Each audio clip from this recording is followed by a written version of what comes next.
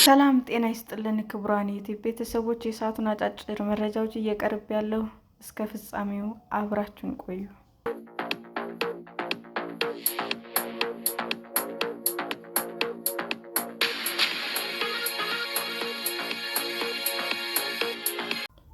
በመጪው ዘመን በሀገራት መካከል የሚደረገው አስፈሪው የሮቦቶች ጦርነት።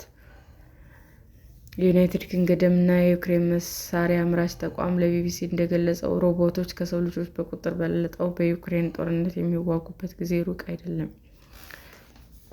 ዩክሬንም ሩሲያም በአየርም በየብስም የሚንቀሳቀሱ የሰው ሰራሽ መሳሪያዎች አሏቸው። የዩክሬን ጦር የወታደራዊ ቴክኖሎጂ አካሄድ በፍጥነት እንደለወጠው ተንታኞች ይናገራሉ። በወደፊት ዓለም ጦርነት ምን ሊመስል ይችላል? የወታደሮች ዕጣ ፈንታስ ምን ይሆናል? የሚሉ ጥያቄዎችም አጭሯል። ከወራት በፊት የወጣ ተንቀሳቃሽ ምስል በዩክሬን የተሰሩ የሮቦት መሳሪያዎች ያሳያል። ፕሬዝዳንቱ ቮሎዲሚር ዜሌንስኪ የጠላት ይዞታን ተቆጣጥረናል ሲሉም ይደመጣል። ፕሬዝዳንቱ እንዳሉት ወታደራዊ እርምጃ የተወሰደው ሙሉ በሙሉ ሰው አልባ በሆኑ መሳሪያዎች ነው። ይህም ሮቦቶች እና ሰው አልባ አውሮፕላኖች ወይም ድሮኖችን ያካትታል።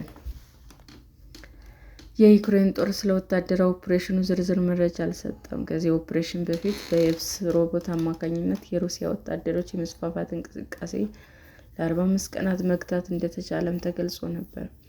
በዩክሬን ጦርነት ጥቅም ላይ ከዋሉ መሳሪያዎች የተወሰኑት የዩናይትድ ኪንግደም እና የዩክሬን ጥምር የጦር መሳሪያ አምራች በሆነው ዩክሬንስ በተባለ ተቋም የተሰሩ ናቸው።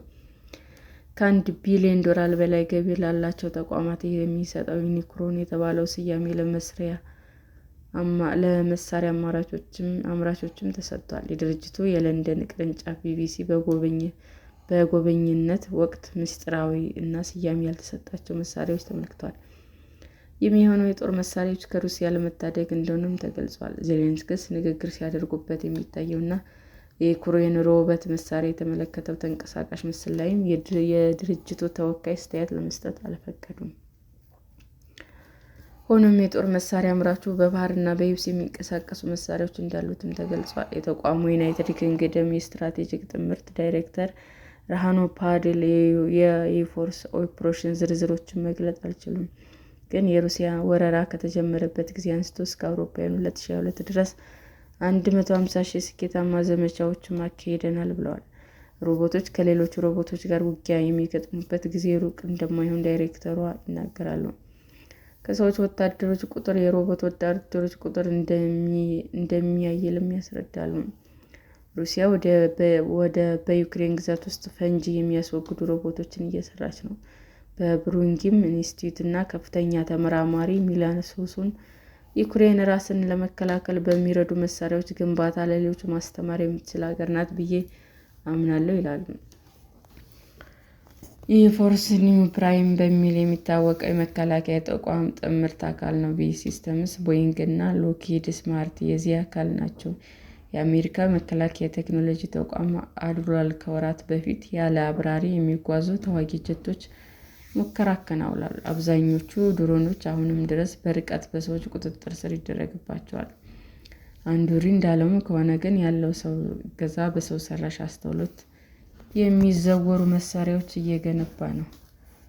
የፎርስ የየብስ ድሮኖች ኢላማ ለማግኘት በመተግበሪያ የሚታገዙ ናቸው። አድሪል በበኩሉ እያጠናቀቃቸው ያሉት የተወሰኑ መሳሪያዎች ያለው ሰው ገዛ መንቀሳቀስ የሚችሉ እንደሆነም ተገልጿል። የአሜሪካ መንግስት መከላከያ ኃይሉ ሰው ሰራሽ አስተውሎት እንዲተገበር በይፋ ትዕዛዝ ሰጥቷል። የአሜሪካ መከላከያ ሚኒስትር ፔት ሄግሴት አሜሪካ ለሰው ሰራሽ አስተውሎት ቅድሚያ የሚሰጥ የውጊያ ኃይል እንደሚያስፈልጋትም ተናግረዋል።